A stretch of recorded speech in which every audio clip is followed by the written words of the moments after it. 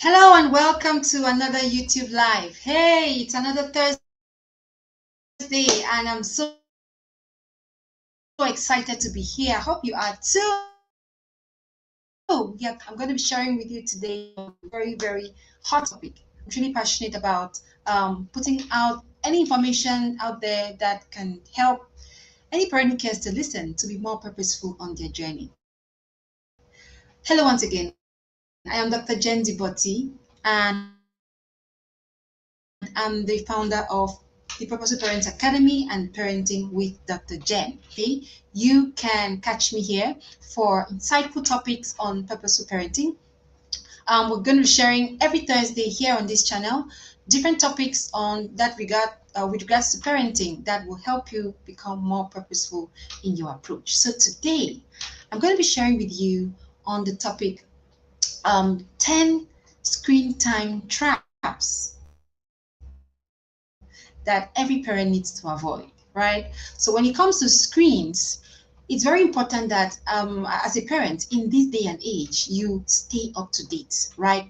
You keep up with the research. What's the research saying? Because we are living in a digital age, and no matter what you do, there is no way you can escape them. There's no way your children can escape the screen. So the right approach to take is to help your children be able to thrive, be able to take control of the screens instead of be controlled by screens. And for that to happen, they need a knowledgeable parents. They need you to have a purposeful approach. Hi, Mama Agwe.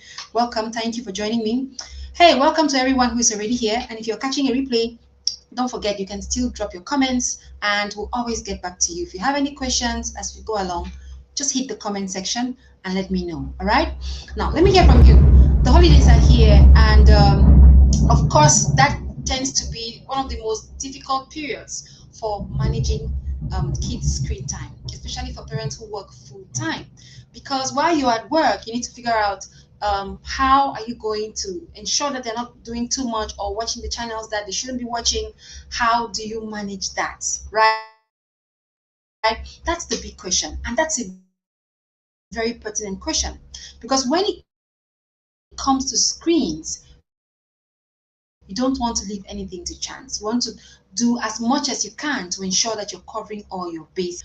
But I believe that even with the challenges, if you have a strategy, if you are able to anticipate and plan, then you're able to win, right? So usually I say that whenever there is a wave coming, there are two kinds of people that are hit by waves. One set of them don't have a plan. They're just, complacent, standing in place, having nothing to do, going nowhere, and the wave will carry you to wherever it wants to. But there is another person who is riding the wave, who rides the wave and uses the wave to get to their destination. That is what it means to be purposeful, right? So yes, there are different trends when it comes to screens, different perspectives, popular opinion, everyone rushing to buy their kids tablets, everyone maybe even putting TV screens in their kids' rooms for those who can afford. But then the right approach is the one that has a strong why. Why are you doing it that way? All right. And how will this decision affect your child in the long run? Because that is the core of the conversation. The fact that everything you do today as a parent will have long-term consequences. Everything you fail to do will equally have long-term consequences, because you're just doing what every other person is doing. It means it's going to end well, right? So the purpose.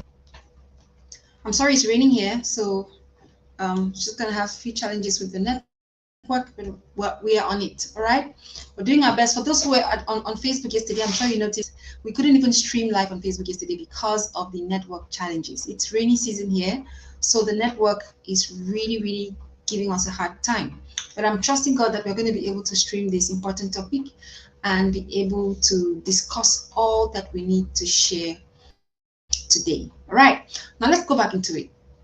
So the fact that screens are everywhere, it means that as a purposeful parent, you need to find a way, you need to be proactive about balancing, about creating balance for your children to ensure that they are not spending all of their childhood on the screen. That is one point that I keep raising. If you've been following me on any of my social media platforms, you must have heard me say there are so many children who, childhood is just passing them by because they are spending the most part of it on the screen. Fond memories. You will hardly would your fond memories be the time when you sat on the couch watching Tom and Jerry, right? So those memories that actually stir happy feelings in you do not be memories where you were sitting down on the couch watching TV. In fact, TV for us was very limited, right? We had very little time to spend on the screen. So the best of your childhood memories were you outside doing something or meeting people or doing some things with different people. But there are so many children who are spending the bulk of their childhood seated on the couch just watching cartoons. So think about your holidays when you were a child. You looked forward to playing, Cizo, playing Tabala. Those are common games back here in Cameroon. Playing Cizo, playing Tabala, playing dodging, going into the bush, playing by the stream for those who lived in areas where you had some of these things. But just playing outdoor, most fun. That's what makes your memories, something that creates there's a kind of nostalgia. But for most children today, the bulk of their memories would not really carry that much weight because they are spending much of it like robots seated on the couch just watching TV. We have kids today who don't somewhere. There's so many parents who are unintentionally, anyway, robbing their children of their childhood because of their fears. So they're not managing their fears properly, and because of those fears, they don't want their kids to get dirty. They don't want their kids, to be out in the cold and all that. So they're going to be always reasons why you think your child should not play outside, and then you can, right? Because I mean, when the child is on the screen, their clothes don't get dirty. You don't need to worry about them wandering off to some place you don't want them to go. So yeah, there are many justifiable reasons why parents would prefer to keep their kids on the screen. Let's get into it, right? Let's look at the mistakes that you need to avoid. Now, here's one thing that is easy. Screen time, it's very accessible, it's very convenient, especially when you're busy, right? When you're so busy, it's so easy to turn to the screen. It's like that reliable nanny that you can always just beg, hey, sit with the kids, and she's always available. So it's like whenever, and this nanny just comes there and can keep your kids glued to the spot. But here is the thing I want you to remember. Excessive screen time is not without detrimental consequences for children. Especially the younger the child, the more grave the impact of excessive screen use. I'm sure you must have come across this, you must have heard this over and again. But then, why isn't that impacting our these consequences of excessive screen use? Somehow they still permit themselves to just, it's not so bad. You kind of like talk yourself into ignoring the consequences because you are in need. So let's look at some of the mistakes that you might be making when it comes to screen use. So poor screen time management will obviously can easily lead to issues like screen addiction. When you're not on top of the screen management for your children, you can easily end up with a child who is addicted to screens or who is suffering from the side effects of excessive screen use. Poor focus, weight gain. I don't need to worry about language development. But remember, language screen, all right? Things like reading are more potent for building a child's language capacity than just keeping them glued to the screen. Yes, you can use the screen to learn different things, but then reading has been proven to be more powerful, to be more potent for helping not just children, even adults, develop and advance their language capacity compared to keeping them on the screen. You have poor social skills. That's another one. Have you noticed that the prowess is not as much as 10 years or 20 years back, right? And this can be correlated to the screen. This can directly be connected to the access that children today have to the screens. Now, social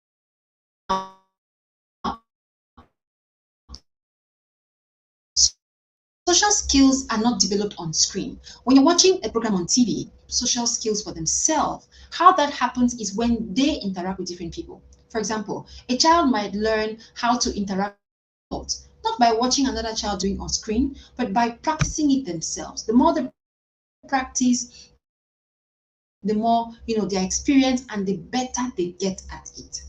So aunties, because children are spending too much time on the screen. Screens don't teach you how to interact. Screens don't teach you how to make friends. That comes through practice. When kids go outdoors to play, they meet other children, right? And they're like, they have to negotiate football. Um, can we share your ball? Those are all social skills. And it's very pertinent because as the kids are coming up, we are seeing more violence. They need help, life skill. Because imagine you find yourself or your child finds themselves in a place, maybe they are lost or they need something, and they need to be able to navigate that space, that environment, to be able to get what they. Social skills are life skills, it's vital. And kids are missing out on chances to develop these skills because they are spending too much time watching Peppa Pig, watching, I don't know, all those Paw Patrol and all the rest. And another catch is watching educational programs, right? Let me not give up all of the mistakes before we go down. Another consequence of watching too much screen, the rate of obesity is on the rise. We're seeing more and more children, as a medical professional myself, we're seeing more and more children who are above the normal, right? Why? Higher, on the high end of the weight range. One of the things I often do is that I try to, be curious about the lifestyle of the family or of the home of the child. It always ends up being that this child either has a device of their own or doesn't play outdoors much, prefers to sit there and watch. Time children are spending outside playing, the more they are getting some of these issues that are related to just sitting down. They call it a sedentary lifestyle, weight issues. So more kids today have to deal with weight issues. And weight issues, the impact on the child, while the child might still be able to get around and do a different, do whatever they want to do in most cases, it has other effects. For example, it can affect a child's self-esteem, especially if the environment in which the child is growing does not support them well enough. It can actually significantly affect the child's self-esteem and affect how they are able to propose themselves into their purpose. So these things are not without long-term consequences. All right. And one I wanted to talk about before we even go further is the likelihood of your child coming across inappropriate content. Did you know that the more time a child spends interacting with media, the greater their chances of coming across something they should not be watching? Think about it. It's logical, right? So if I were not on screen, what are the chances of me, for example, zero? I'm not on screen. I'm outdoors, but the chances of me coming across inappropriate content is slim to none, all right? Because I'm not on screen. But if I am on screen, probably scrolling through YouTube, I mean, I see kids these days. The other day, I came across a 10-year-old whose mom was working. I'm usually minding my business, all right? I was thinking, where was I? I was trying to. In fact, I noticed a 10-year-old just flipping through. I could hear different kinds of content, skits coming up, different things just coming up. And like, asked the mom, TikTok. She said yes. I was like, oh. At the time, I was trying to figure out, how to, put it to her that, hey, I understand busy, like your child's doing. TikTok is not the place for a 10-year-old to just wander out on TikTok, because that's your phone. It means it's adult TikTok. I know that TikTok has ways to configure it so that the content, inappropriate content does not come to kids. But if you have your phone for an adult, your TikTok for an adult, they're going to send in, adult appropriate content, which of course is inappropriate for a 10-year-old. And then you start wondering why your child starts behaving in a certain way, starts realizing that, hey, you fueled that behavior unintentionally, of course, with good intentions, right? Does not always mean right approach. You might have very good intentions, but because of your ignorance, the approach is still leads to catastrophe. So what is a 10-year-old doing scrolling on TikTok? Of all places, TikTok. That's an app that I am usually very precise when I go, because when you enter that space and you don't have a reason why you're there, the tendency, the possibility of you very great. The app it is made to keep you there for as long as possible. So imagine me, an adult, so that I don't end up spending more time than I planned to spend. Struggle with that. They want more of a 10-year-old. All right, let's not deviate from our topic, right? So any questions you have, any comments you have, please drop in the comment section as you go ahead. Let's look at the 10 mistakes, the 10 traps that you need to avoid as a parent when it comes to managing for your kids. This number one, right? This number one is using the screen as in, screen is the all efficient nanny, quote, efficient on TV, right? It's the all efficient nanny. But the screen has this activating power where it can keep that child on the spot for several hours. That's why we are drawn to it, right? Because it's convenient. Imagine you come back home from work, you want to cook, and your kids are all over the place. You have to go separate fights, you have to go do this, you have to chase them for this and that. They are scattering things. And then as soon as you remove your phone and say, push your take and go and watch your thing on YouTube, everywhere is quiet. And then you go there and you're free, you're able to do whatever you want to do. And then you lose track of time, right? So yes, the screen is great for helping parents get those moments of convenience where they can be able to follow up whatever they want to do, get out their own business. But what is the consequence of you allowing? Number one is the fact that you're least likely to supervise, because why? You're using it as a nanny.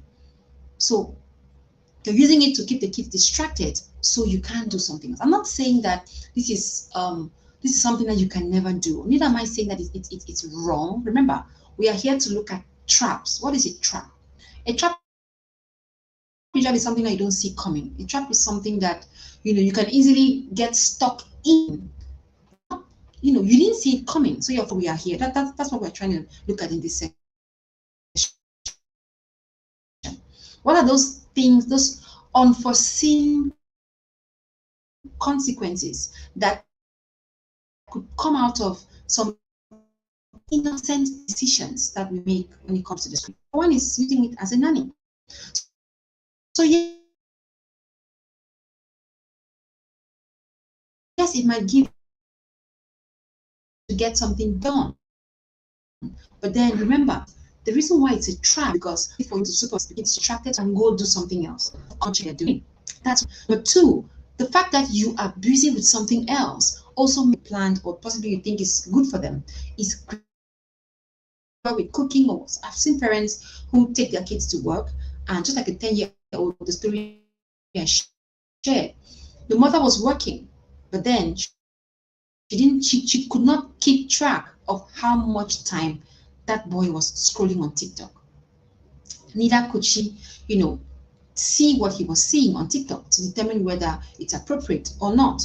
So one thing I always do when I have to, one of the ways that you can escape this, the periods of the day when you would need to keep your kids preoccupied so you can do other things, they usually don't just come out of the blues. Yes, once in a while you're going to get impromptu situations where you might need to maybe show up to work. You didn't plan that, but to keep your child engaged besides using the screen, right? And now there are apps that actually have timers. You can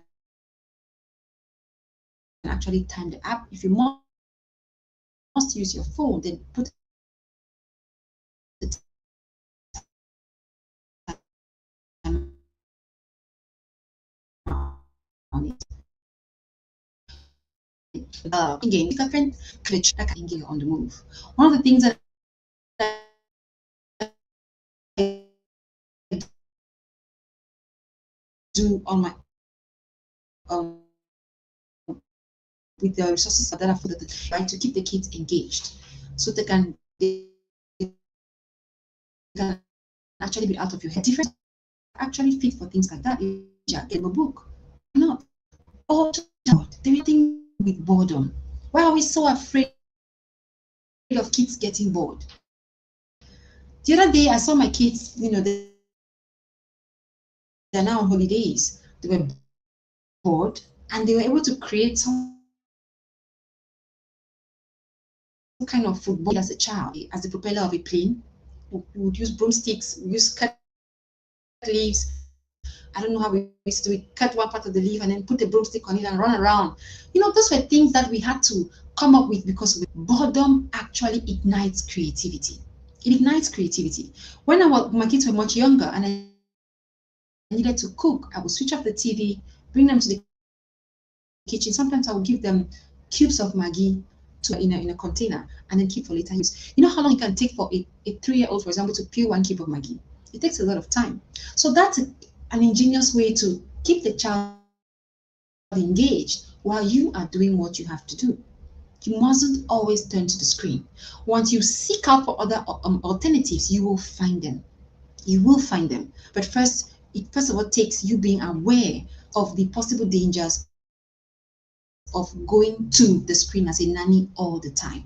All right? So you want to reduce that. Mistake or trap number 2 is not talking about rules. I'm talking about timing. I'm talking about what can be watched, where can it be watched, who is watching it, and all of that. So structure is all about being able to communicate your expectations to your children when it comes to screen, and not just verbally, right? This has to best be written down, because one of the advantages of having structure is the fact that when you define structure, you are able, I call it structure helps you parent even in your absence, because literally that's actually what it does. When you define structure in your home, even those who are looking after your kids, who are providing care to your children in your absence, right, can be able to refer to what it is that you would have done even though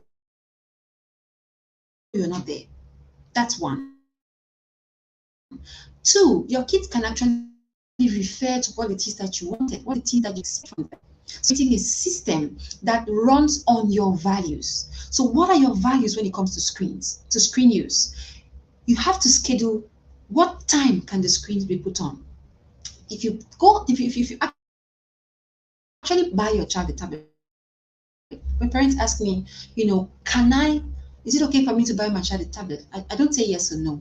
I ask them, do you have precision how that tablet is being used? If the answer is no, then the answer is no for you, whether you should buy your child a tablet or not. Why? Because now I had the story on the case of I think a 5-year-old girl whose father bought her a tablet, and the mom is someone I know and have worked with, and she is purposeful in her approach, right?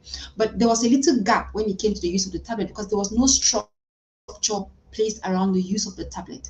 So she realized later, after my conversation with her, signs of screen overuse, and she was wondering where it's coming from, because the screen time is only from this time to this time.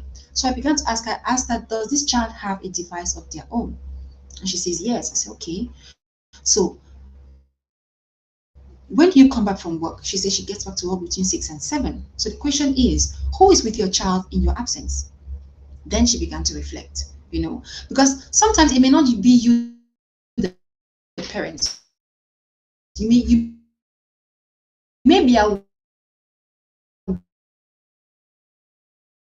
of the consequence of excessive screen use, but does your children, grandma know? Or sometimes it's grandparents. And most caregivers, even in school, do it these days, right? When I teach parents during my back to school webinar, I teach them, I say, when you're looking child, you must verify how screens are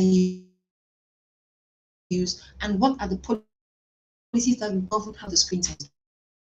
kids are actually exposed to excessive screen use in schools, or they watch in school and then come home and you're not aware that they have watched movie for 2 hours. You come home and you add 2 hours. That takes them out of the recommended amount of screen time per day. So you see, knowing these things helps questions. So many parents actually go to schools and ask questions, but they don't ask the right questions. You're asking, all right, so what's the school uniform? Can I pay the fees in 3 installments? There are more pertinent things to ask. All right, so that's not what we're talking about today. We're talking about mistake trap number 2, which is no structure around screen time. So putting structure around screen time will help you be able to keep track of how much time your kids are spending home. They don't come on to Friday during the school week. They only come on over the weekends, usually from 7. It depends, because when the kids have a longer weekend, all right, then sometimes we bring it down to 6.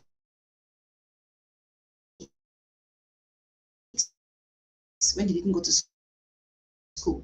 But then usually holiday period is 6 p.m. They can. So I can tell you how much time my kids are spending on the screen. It helps me to keep that the negative side effects of spending on the screen. So it doesn't really matter what they're watching. What matters is how long they are being kept on the same spot, just watching the screens.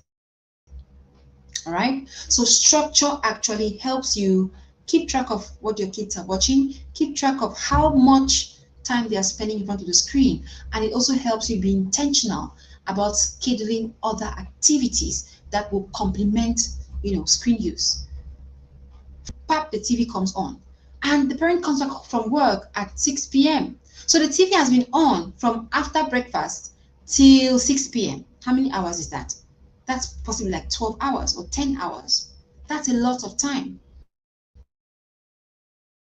Of course, the kids might not sit there all day, but then if you look at the amount of time they actually spend watching, it might be hours, it might be 6 hours. That is time. All right. Let's not get into what they were watching. Let's not get into what they were watching. Let me hear from you in the comments. What's your experience? What's your biggest challenge when it comes to handling the screens during the school time? Is it the fact that there's no one to check what the kids are watching?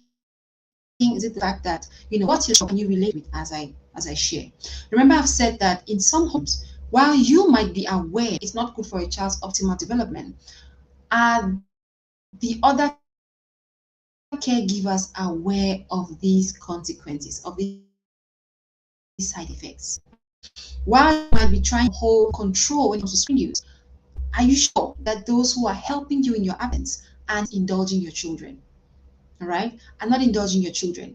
Maybe the nanny, if she's tired, she turns the thing on and then she can catch a rest. The child is spending 3 hours on it. So structure helps you take care of all of these gaps.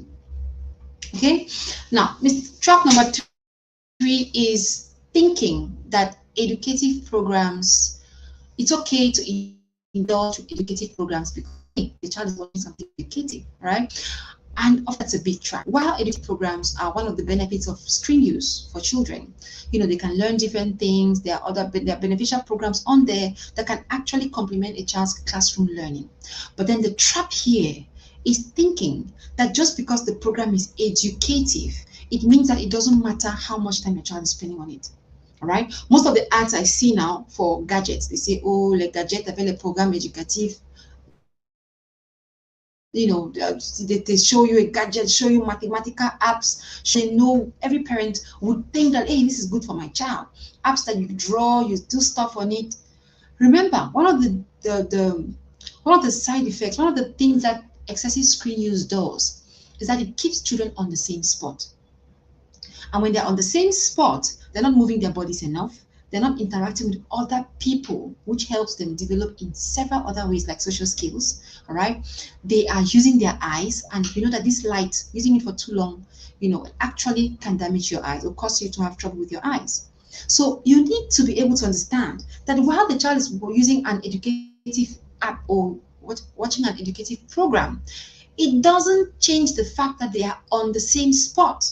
and that they're not getting the other benefits that come from meeting other people and doing different things. That's the core of this conversation. All right, that's the core of the conversation. So it's not just about they are doing educative programs and all of that, but is my child getting a variety? Is my child exposed to different experiences that will help, enrich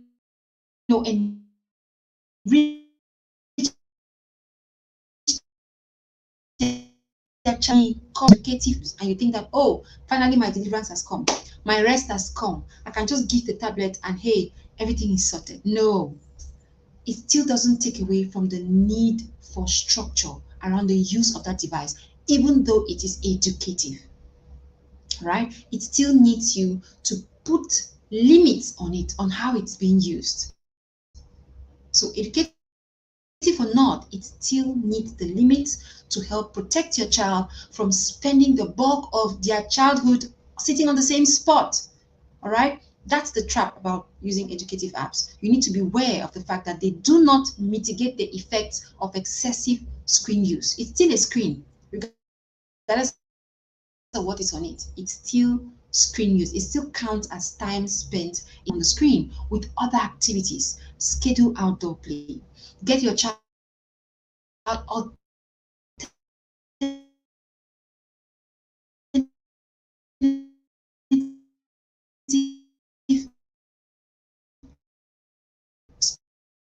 screen resources, alternative resources, or painting materials development. Now, the fourth mistake that parents often make, the fourth trap when it comes to screen use, especially during any period, doesn't matter when, is not having what I call a media plan. What is called a media plan? Now, what is a media plan? A media plan is a document that clearly communicates what your family values are and a plan for how media will be used in your home. All right. This is one of the benefits of the parents on the 1 year course have actually gotten detailed lectures on how to do this. That's why taking courses is vital, because you get close-up guidance on how to do things like if you try to do it on your own. But thankfully, there's a guide. I have a guide out that you can get that can help you, begin to do the preliminary work on building your family media plan. But taking the 1 year program will help you be able to actually get it to work. All right, get it to work within your home and use. Screen use needs value guidance. It needs your child to be guided by a set of values. For example, if your child goes to a friend's house, all right, and they're about to choose, they're scrolling through channels, what would, because you're not there, all right, and what would cause your child to be able to say, oh, I can't watch that. In our home, we don't watch that. And the friend says, why? Is it not just cartoon? What will your child answer? Mama and daddy said I should not watch that. That's not enough. That's not a strong argument. In that moment, that will not be enough. So the family media plan is a document that helps you raise children when it comes to choosing and interacting with. It is vital for raising a child that thrives in this media age. A child that is able to choose, not because you are there, but because they understand the why. Why can I watch this and not that? Why is this? A child that can be able to say, okay, before I watch this movie, let me read the summary. Most people don't do that. When you have a movie, they just say, oh, this movie is interesting. Okay, let me just click and watch. They don't check the rating. They don't check what's the movie about. Does it align with exposing something that I shouldn't be watching? Imagine a child, a teenager that thinks like that. It starts from you training them from when they are young. Right? It starts early. Most parents will be like, oh, nobody should watch TV at night. Mama, why? Who are you to ask me questions? I said, don't watch, don't watch. You don't share your why. Forgetting that it is that what you're sharing. What's the reasoning behind not watching this channel and watching that one? Why can kids not watch this movie? Why? That why is what will help that child make a decision even when you're not there. That's what having a family media plan does. We have and use a family media plan. Even people who come into my home are aware of the family media plan and what is in it. Our kids are aware of what is in it. How does it tie to our values? How does it shape the choices they are making? One of the things I tell parents is the fact that the true test of your parenting is what happens when you're not there. Not what to find the right direction, even when you're not there. I'm always very curious when my kids go to other people's houses. To find out were they able to uphold the same decisions, were they able to, decide for themselves based on what we are teaching. If they fail at it, it means I need to reinforce what I'm teaching. It doesn't mean I have to punish the child. So you have several opportunities to test your training. Are you testing it before you release your child out into the world? You take it, impressing on their heart. That's why I tell parents, all this you're beating and shouting, that's not the problem, because you're simply creating a cat and most important thing you need to be following up on. This shouting and beating, parents say, oh, that's the African way. Okay, fine. When that child leaves the house and is in boarding school, are you there with them? Are you there in that moment when they're facing peer pressure and there's nobody to shout and beat them? In that moment, what shapes their decisions? What should bother you the most? That's why you can't just, not every method actually brings you the kind of results that I know you want. This is some of the things that parents learn when they sign up for courses. They learn how to raise a child that can make value-centered decisions, not parent-enforced decisions, or I'm afraid of my parent kind of decisions, but value-centered decisions.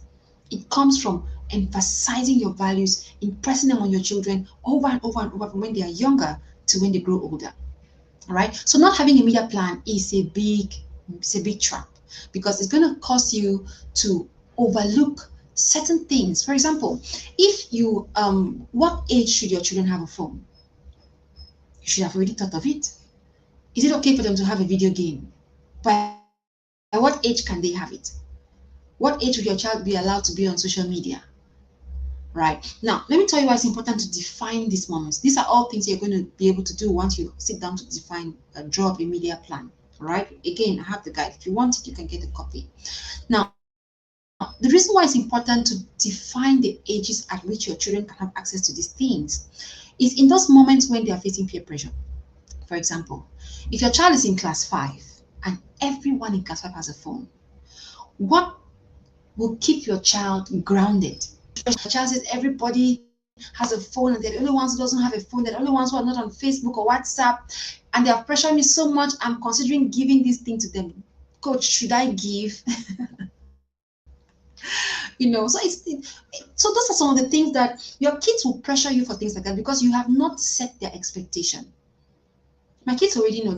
We don't, it's already clear because it's stated in the plan. When you are 10, you can have a laptop. When you are 15, you can get your phone. When you are 18, you can actually, you can start, running a social media account and things like that. So there is a plan. So every time they come back and say, but mom, why can't we? And then we just go over the plan. Remember, in our plan, we said, this is it. When you be this, you'll be that. When you be this, you get this. So until then, this is how you can have access to what you need. If you need to do homework, you need internet, you can use mom's laptop in the parlor where I can see what you're doing.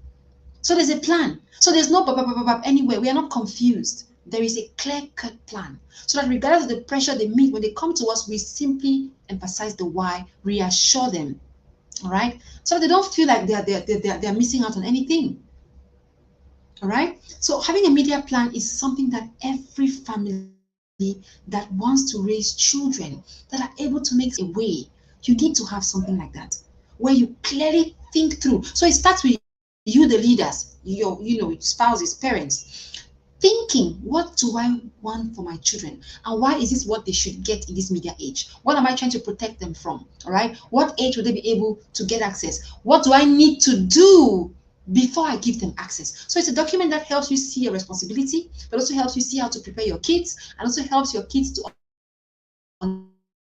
understand why they need to wait a certain amount of time to get something and what they can and cannot do. Trust me, it's a document that makes a difference. All right. Okay, let's move on. So, trap number 5, giving trust too soon. Giving your child a phone. Many parents fall into the trusting, I mean, what did you consider before determining that my child is ready for their own mobile phone? I've seen kids who are 8 that own a mobile device, that own phones that are better than mine. you know, many parents their child iPhone 16, so it means they can have it. We don't understand that when you give your child access to the internet, you're giving the world access to your child.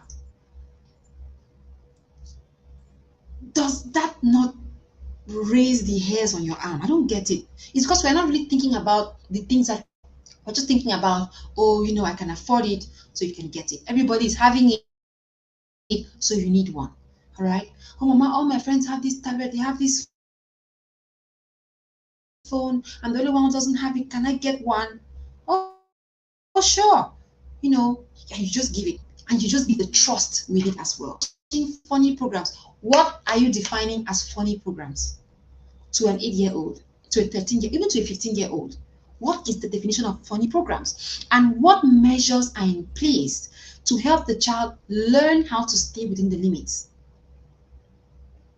The Bible says that he who is faithful over little will get access to more. It means that the criteria for gaining access to more is faithfulness over little. So before you give access to more, which is like a phone of their own, how well was the child able to handle maybe even just the TV in the house? Being able to watch exactly what you said they have to watch, respect the timing and all of that. And yet you're giving them access to more. Giving trust too soon can be very costly. All right. One of the things you must know about children is the fact that they tend to be impulsive. Impulsiveness actually gets better with training, yes, but also with age. I've met adults who are very impulsive. I've met teenagers who are still very impulsive. I've met children who are younger than teenagers who are less impulsive compared to teenagers. It depends on the training as well. So you don't just give trust. All right. It's like, so okay. Let's say you trust your child. If I trust him, he will follow exactly as not to shoot someone. We have to think about, look at the internet like a loaded gun, because in a sense it is like, because there are so many dangers and prepared child lurking dangers because you have not prepared them. And guess what? Many parents don't know how to go about that preparation. They don't teach. They don't know how can I prepare my child before I answer the question, is this child ready? Most parents come to me and say, oh, I want to buy a phone. I say, okay, what preparation have you given? I've already told the child that he should not go to some funny sites. Okay, what are funny sites? Do you know the funny sites yourself? Do you know how to really check a child's history, browsing history? You just go there and you click now. There are other ways. It's easy to wipe that browsing history. You wouldn't know.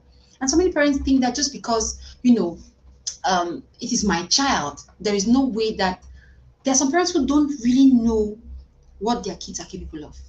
And sometimes not even that the child is bad. It's not really about that. It's about the fact that many times children may be vulnerable or exposed to peer pressure, may do things because their peers are doing them. If, for example, a peer may say, when you go back to the house, just go and type this address and see what is there. Out of curiosity, children are curious. The child goes. So the child's not a bad child, but because of another, external influence, the child goes, types in that address, stumbles upon pornography. And I trust my child. They will not do anything that I've told them not to do. So it's not sometimes that imagine that a child at home where you say, don't do this, and you'll come back and the child has tested the boundary. That is normal. I tell parents all the time, you must expect it. Children will test boundaries. It's part of healthy development for a child to test the boundaries in place. It's part of the learning experience. And it's actually good for their development for them to test. It's good. That's why you need to be ready with your response. So if this conversation where parents think that a good child is the one that never ever crosses the line. Oh, you are raising a slave. That may be harsh, but that's the truth. Because a child that thinks, that has a brain, that can think for themselves, you must expect that your child will try to cross those lines.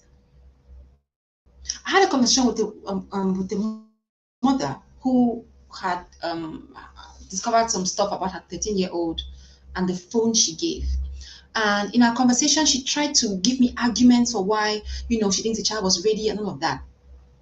And I shared with her some things that she could go back and check, just to be sure. So she was like, okay, I'll just go and check if you're insisting. And she went there and checked, and she came back, she was weak. She was weak because of what she found. She couldn't believe. So curiosity begins to peak again when children enter the teenage age. When they are toddlers, it peaks. When they enter the teenage age, it also peaks. So those are things, they need guidance. They need your guidance to be able to navigate the space, because their brains does not permit them to make sound judgment yet. A child,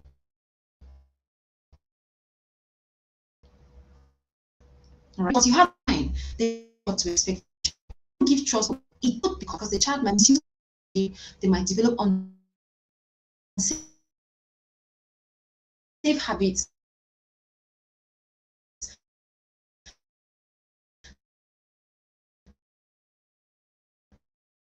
They might start struggling to manage screen time independently. Imagine also how much spending on the screen. It must that govern how the device will be used. Safe. Do not give trust too soon.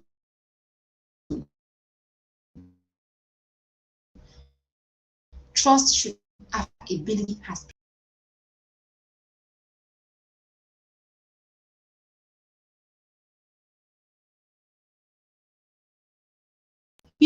There are so many trends out there, but not everyone is for you. You need to always ask yourself. Purposeful parenting is about being able to envisage the end from the now. Path. What could be the long-term impact on their self-image, on their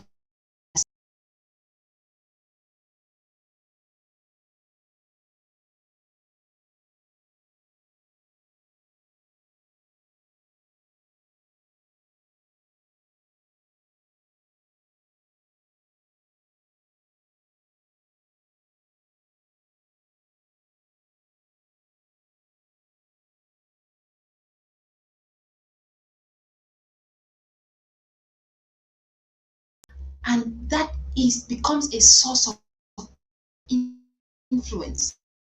Unfortunately, mostly negative influence. It's a space of diverse influences. Diverse. There's a multitude of voices on social media platforms. So giving premature access could be something that will lead your child on a path, especially when kids are still struggling with their own identity.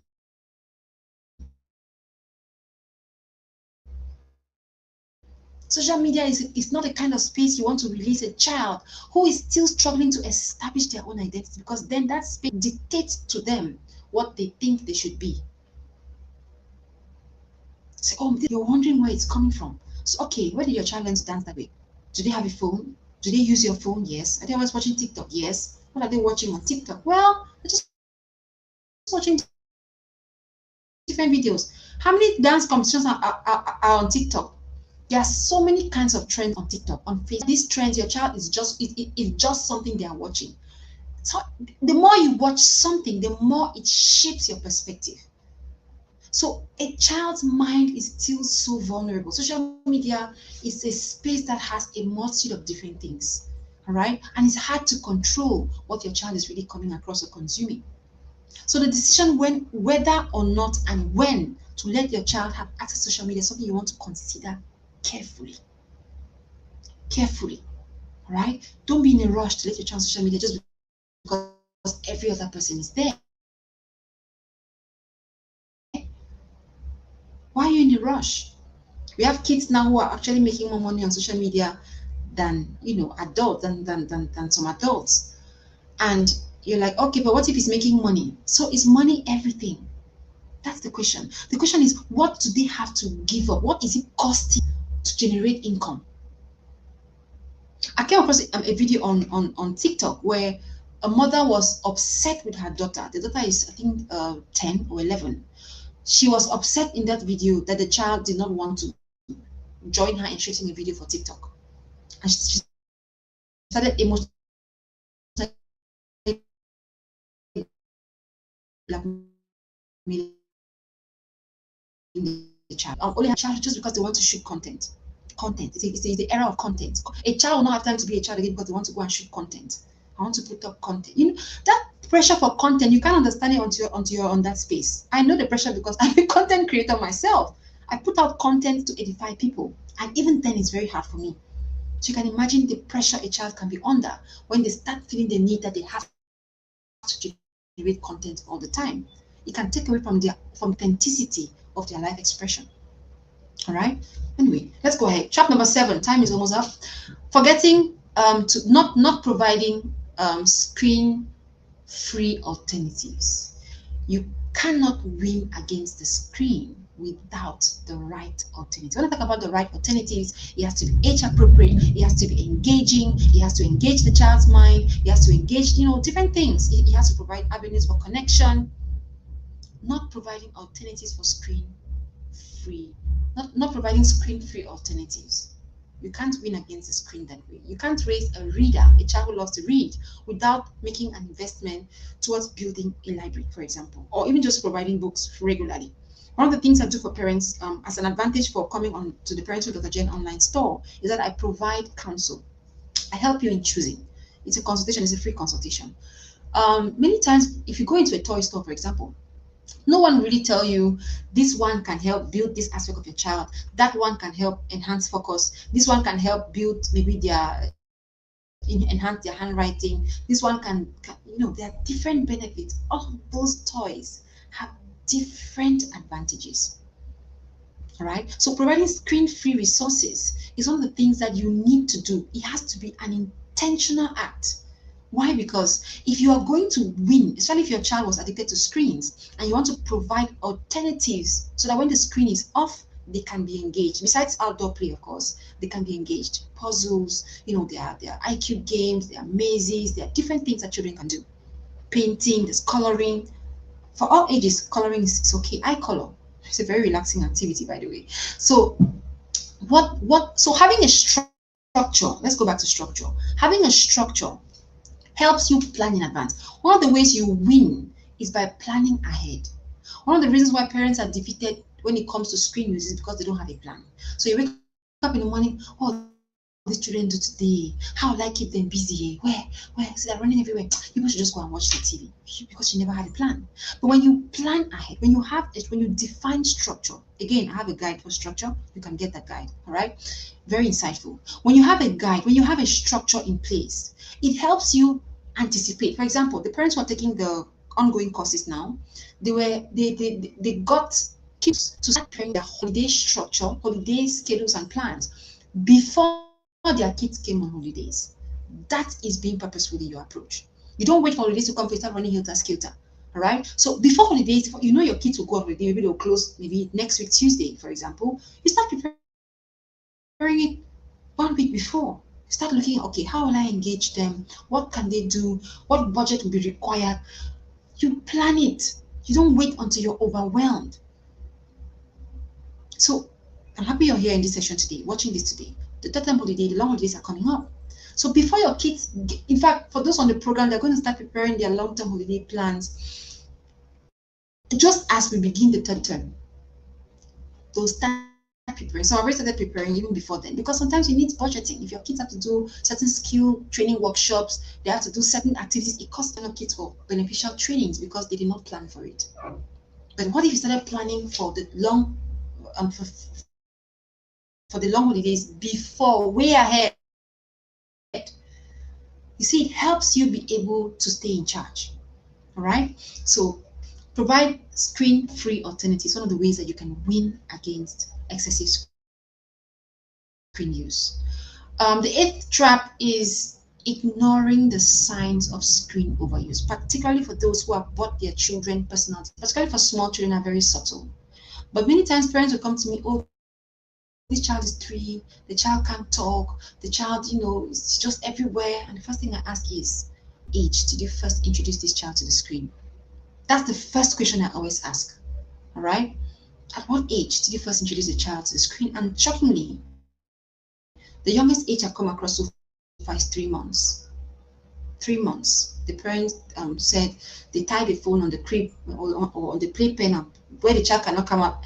So it's almost like you must watch it, because at 3 months, the child doesn't yet notice. So there has to be an intentional strategy to get the child to watch it, because the parent is desperate to have the child be able to give them some space to do other things by watching those things. Below 2, talk less of below 1, watching screens. Then you will not even be in a rush to get your child to get adapted to that thing. It's a blessing, it's a curse at the same time. It's a double-edged sword. The screen is a double-edged sword. You want to be careful in your. Great. So ignoring the sense of screen overuse, very, very, very, because the earlier you can pick up on it, the earlier you can start your intervention. Let me give an example. The reason why you need to be alert to pick up the signs of screen overuse might be, let me take the scenario, put on the screen for 2 hours, comes home and their scheduled screen time is 2 hours. That makes 4 hours. That means that you might start seeing some signs of excessive screen use, even though in your home it is used the right way.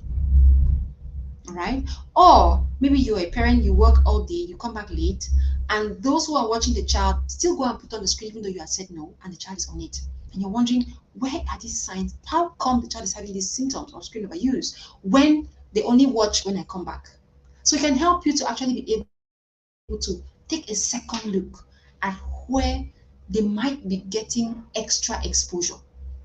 All right, or to review your strategy. So overlooking the signs of screen overuse can be very costly as well. It's a trap that you don't want to fall into. So watch out for signs like irritability, fatigue. Maybe the child has difficulties with sleep, or does not stop talking about what they are watching on the screen. Because kids, they have a way to expose whatever it is that they might be consuming even in secret. The child will just keep talking about it. Especially when it's a cartoon that's very exciting, the child will just keep talking about it. You'll be like, okay, where did you watch that? I watched it at so and so place. There's your source. All right. So don't overlook the signs of screen overuse. So I've talked about fatigue, lack of focus. It could be language delay, speech delay, weight gain. It could be, what have I not mentioned? Sleep difficulties. Yes, excessive screen use causes sleep difficulties. Very wild, affects a child's capacity to regulate emotions. Yes, children naturally don't have that from the early years. They need to develop it. But then you're going to see that a child is going to have extra difficulties regulating themselves. They're going to have very wild tantrums, hitting their head on the wall, destroying things, rolling all over the floor. Very wild. All right. So there's a normal tantrum, there's the extraordinary tantrum. That one could be linked to how the screen is being used. The ninth trap is your example. What is your relationship with the screen? It can also be a trap, because many times, we say, do as I say but not as I do. Unfortunately, children will do as you do more than what you say. What is your relationship with the screen? Are you the kind of parent who would be, the child is saying, Mama, and you're, yes, and you're only scrolling, you don't make eye contact. You're teaching your kids that it's okay not to make eye contact because you're busy with the screen. Sometimes you see parents who are always on their phones, always, on the TV is always on at home. What is your example? It can be a trap. You cannot teach healthy screen habits making your example the exception. No, it's not going to work. All right, it's not going to work. So when you struggle with your own screen habits, then you would most likely have children who struggle with screen habits as well.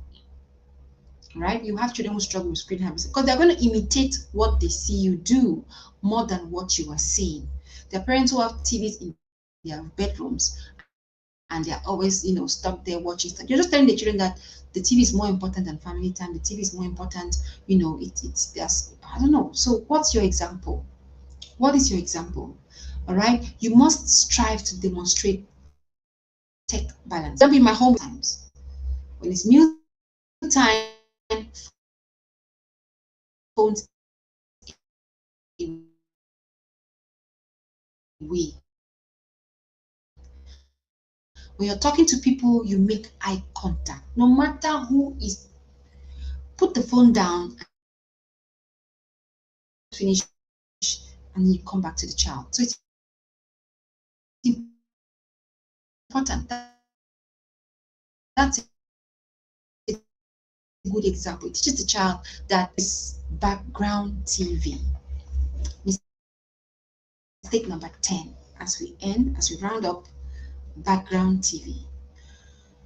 Now, I used to make this mistake where very, very early on in my journey, I think when I was always on. In fact, it's one of the first things you put on in the morning. Just put on the TV, and it only goes up when the last one is going to bed. So the TV is on all day. Guess what? Research has proven that in homes where the TV is on all day or is always on in the background, even when nobody's watching it limits the amount of human to human interaction. All right? Because even though you might not be watching it, you are going to keep being distracted. The amount of times you want to talk to those around you will increase. Why? Because there's no TV to distract you. And when the TV is talking, sometimes even you can't really hear what the other person is saying. It limits the intentionality in talking with those who are in the home compared to when it's switched off. Now, for children as well, background TV can also contribute to their language delay or speech delay in homes where the child may be small, might not even be watching it. But because the TV is on, not only does it reduce the amount of human-to-human interaction, but it also reduces the amount of interaction between the child and other people. Because usually the child will spend their time trying to interpret whatever they're seeing on the screen, but does not get a chance to respond. Right? So even if your child is being able to recite all the rhymes and cartoons from whatever they are watching, you say, no, they have watched Miss Rachel, they can sing from A to Z, but can they hold a conversation that is appropriate for their age? Language, speech is not developed on screen. It's developed through human-to-human interaction. You talk to the child, even when they cannot really pronounce the words, but that prompt for them to respond triggers development in the speech area of the brain. All right. Okay. If there are any questions, feel free to ask. We've come to the end of this overcoming. So turn off the TV, leave the TV off till when it is needed. There is no point having the TV on all through. Switch it off. When you don't need it, switch it off. It creates more avenues for connection. It creates more avenues for human-to-human interaction, and even for your children to talk to each other and to the adults in the home. All right. So mistakes are normal, but then understanding the implication helps you to come to share on these things. So please help me share this video. Thank you for being here. Thank you for staying here, even though we had network challenges. I believe that you've been edified. Let me hear in the comments, what has been the highlight for you? Have you learned anything new? Have you been, impacted in some way? I'd like to hear from you in the comments, but please help me tell some other parent about what you've learned here today and possibly invite them to Wednesday for a live sessions. Don't forget to hit the subscribe button again and share the link with another parent who might be interested in watching and learning about how to protect their children from the negative side effects of excessive screen use. Gather your family, enjoy a movie. Screens are positive, they're not all negative. You can use them for connection, you can use them for learning, but moderation is key. All right, defining the limits is crucial. Get the guides, structure guide, media plan guide, so that you can be able to define those limits well and start teaching your kids the values that they should be learning when it comes to screen use. Most importantly, I hope you sign up for one of our courses because you're going to learn more about how to do some of the things that you've heard me share here today. Great. Let me hear you in the comments. What has been the highlight for you? I thank God the network today is and the topic of yesterday. How to make the most of the holiday period. Very insightful topic as well. All right, if there are no questions, if there are no comments, then I'm going to shut down and see you next Thursday. Bye.